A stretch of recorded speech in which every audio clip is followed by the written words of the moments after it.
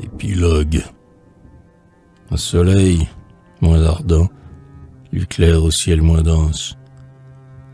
Balancé par un vent automnal et berceur, les rosiers du jardin s'inclinent en cadence. L'atmosphère ambiante a des baisers de sœur. La nature a quitté pour cette fois son trône de splendeur, d'ironie et de sérénité. Clémente, elle descend, par l'ampleur de l'air jaune, vers l'homme, son sujet pervers et révolté.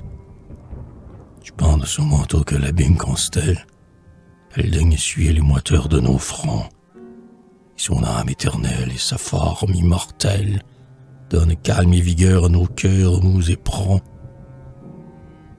Le frais balancement des ramures chenues, l'horizon élargi plein de vagues chansons, tout, jusqu'au vol joyeux des oiseaux et des nues, tout, aujourd'hui, console et délivre. Pensons.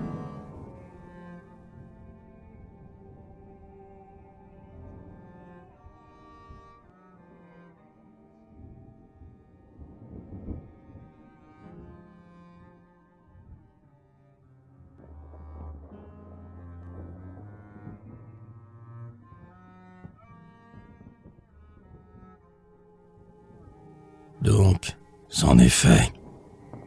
Ce livre est clos.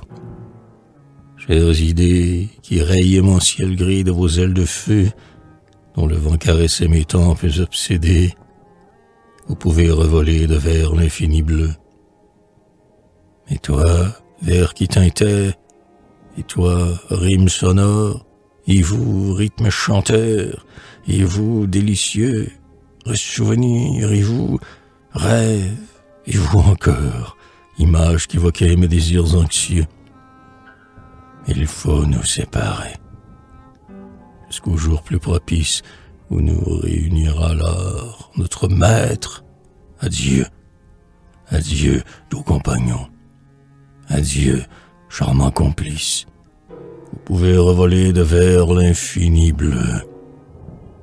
Aussi bien nous avons fourni notre carrière, et le jeune étalon de notre bon plaisir, tout affolé qu'il est de sa course première, a besoin d'un peu d'ombre et de quelques loisirs.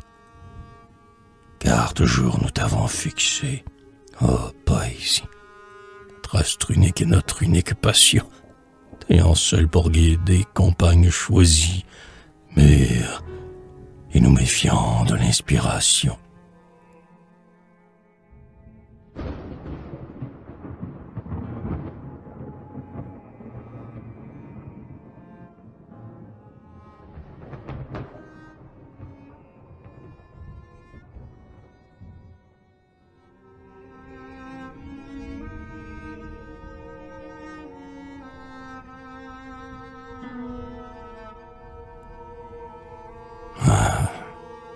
Inspiration superbe et souveraine, l'égérie au regard lumineux et profond, le genium commode et l'air à tout soudain, l'ange des vieux tableaux avec des ors au fond.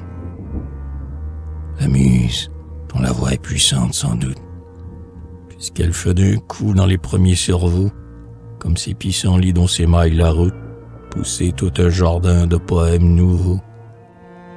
La colombe, le Saint-Esprit, le Saint-Délire, les troubles opportuns, les transports complaisants, Gabriel et son luth, Apollon et sa lyre. Ah, l'inspiration, on l'invoque à 16 ans.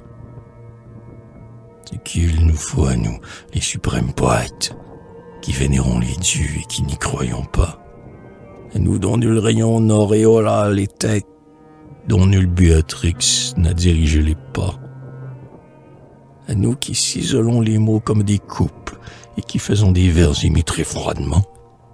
Et nous qu'on ne voit point les soirs aller par groupes, harmonieux au bord des lacs et nous pâmant.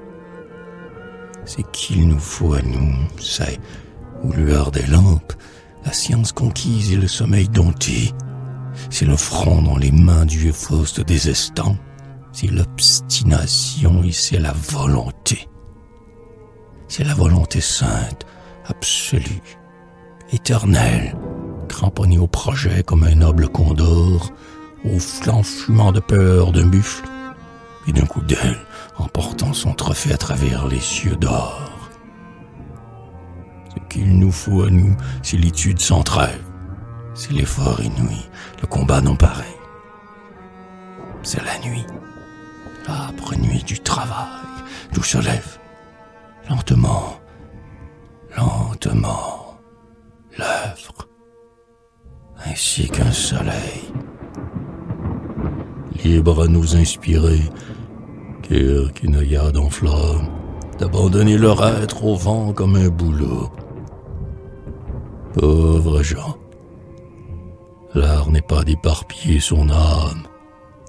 Est-elle en marbre ou non, la Vénus de Milo? Nous donc sculptons avec le ciseau des pensées le bloc vierge du beau, paros immaculé, et faisons-en surgir sous nos mains empressées quelques pures statues au péplos étoilé, afin qu'un jour, frappant de rayons gris et roses, le chef-d'œuvre serein, comme un nouveau même nom, l'aube postérité, fille des temps moroses, fasse dans l'air futur retentir notre nom.